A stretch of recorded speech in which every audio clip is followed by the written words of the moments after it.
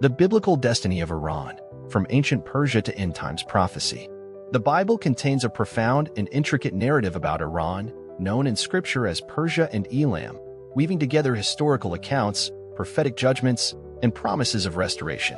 From its ancient role in God's dealings with Israel to its prophesied end times alignment against God's people, Iran's biblical destiny is both sobering and hopeful.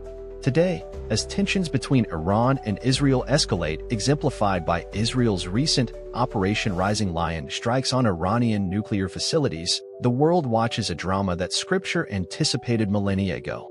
Yet beyond geopolitical conflict, the Bible also reveals a redemptive thread: the rise of a hidden church within Iran and the eventual restoration of a nation currently gripped by tyranny. Iran's biblical significance begins with its ancient identity as Persia, the empire God used to liberate the Jews from Babylonian exile. Isaiah 45. One remarkably named Cyrus the Great, a Persian king, as God's anointed 150 years before his birth, charging him to decree Jerusalem's rebuilding. Ezra 1 verses 1-4. This divine endorsement underscores Persia's instrumental role in Israel's survival. Later, Persian kings like Darius and Artaxerxes funded the temple's reconstruction and authorized Nehemiah to fortify Jerusalem's walls. Ezra 6 verses 6-12. Nehemiah 2 verses 1-8. The Book of Esther, set in Persia's capital, Susa, further highlights God's sovereignty over Iran's rulers to preserve his people from genocide. These accounts reveal a pattern. Iran was once a conduit for God's mercy to Israel, a reality that contrasts starkly with its modern hostility. Yet the Bible also foretells Iran's turn against Israel in the last days. Ezekiel 38-39 describes a coalition led by Magog, often identified as Russia, and including Persia, Iran, which will attack a regathered Israel. This prophecy gains urgency amid current events. In June 2025, Israel's unprecedented strikes on Iran's nuclear infrastructure, codenamed Operation Rising Lion, targeted facilities like Natanz, symbolically breaking the bow of Elam. As Jeremiah 49 verse 35 prophesied, "I will break the bow of Elam, the mainstay of their might."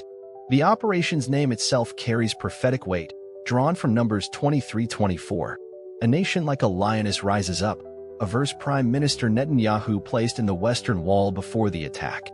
The strikes align with Jeremiah's warning of disaster upon Elam through fierce anger, Jeremiah 49 verse 37, yet they also precede a paradoxical promise: "In the latter days, I will restore the fortunes of Elam." Jeremiah 49 verse 39. This duality, judgment and restoration, reflects God's heart for Iran's people, even as he opposes its regime.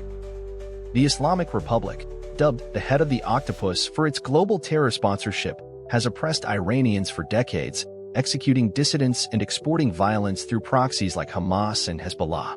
Yet underground, a spiritual revolution brews. Reports suggest over 1 million Iranian believers now follow Christ, with 50,000 mosques closed, the fastest-growing church globally despite brutal persecution. This revival fulfills Jeremiah's vision of God setting his throne in Elam, Jeremiah 49 verse 38, a metaphor for his kingdom taking root amid tyranny. Iranian dissidents, like Cyrus Basham, openly thank Israel for targeting the regime, revealing a populist yearning for liberation from the mullah's rivers of blood. Such voices hint at the restoration Jeremiah foresaw, a future where Iran's people, freed from radical Islam, might again align with Israel's God.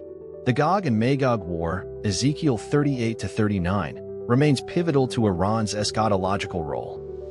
While Operation Rising Lion is not its fulfillment, it mirrors the prophecy's contours. Iran, allied with Russia, mobilizes against Israel, only to face divine annihilation. Ezekiel 39 verses 4-5 depicts their defeat on Israel's mountains, their corpses devoured by birds, a supernatural intervention showcasing God's holiness to the nations.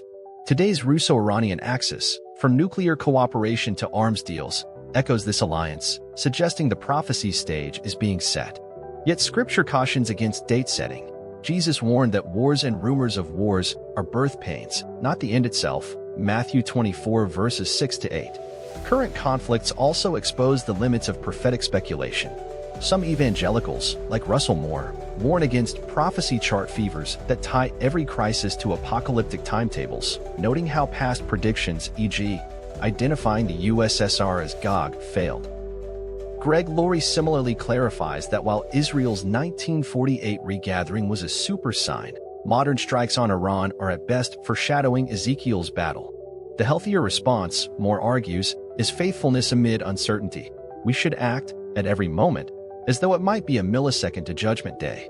This balance, vigilance without dogmatism, honors Scripture's dual call to discern the times, Luke 12 verse 56, while trusting God's sovereignty over their unfolding. Ultimately, Iran's biblical destiny transcends geopolitics. It is a story of God's justice against oppressive regimes and his mercy toward individuals. The same Persia that once saved Jews now seeks their destruction, yet its people are finding Christ in record numbers. The same bow of Elam God breaks in judgment, Jeremiah 49 verse 35, may one day be wielded by restored Iranians worshiping alongside Israel, as Isaiah foresaw for other ancient foes, Isaiah 19 verses 23 to 25. For now, believers are called to pray for Iran's church, Israel's protection, Psalm 122 verse 6, and the peace only Messiah's return will bring. As Revelation 5 verse 5 declares, the Lion of Judah will conquer all enemies, including those in Tehran. Until then, Iran's destiny, written in Scripture, unfolds as a testament to God's unwavering plan for the nations.